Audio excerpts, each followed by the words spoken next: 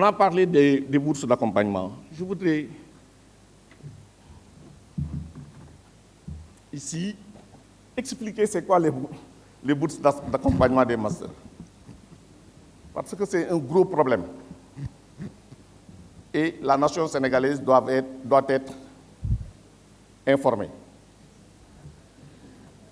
Quand on a une licence, on peut prétendre à une inscription en master. On a voulu dire ici qu'il fallait revendiquer le master pour tous. Alors que nous le savons, avec la réforme LMD, la licence, c'est un fin de cycle. Le master, c'est débuter un autre cycle. Il y a nécessairement une rupture. Après la licence, il faudrait que certains étudiants puissent aller dans le marché de l'emploi. On a voulu imposer le master pour tous. Et nos universités n'avaient pas les capacités d'encadrer tous les masters. Ça, il faut le reconnaître.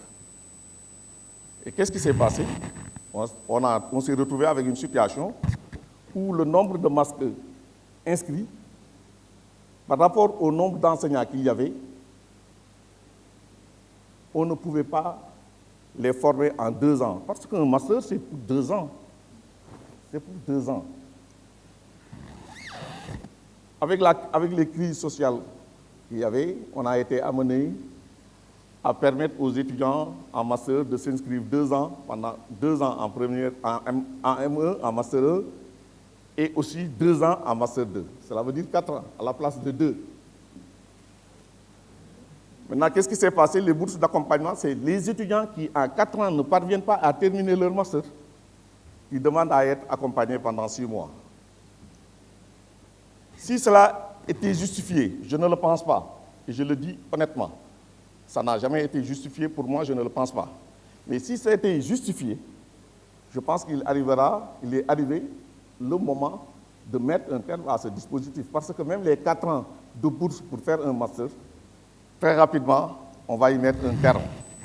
Pour faire un master, c'est des étudiants qui doivent être sélectionnés, qui ont le niveau. Il faut qu'ils fassent en 2 ans le master.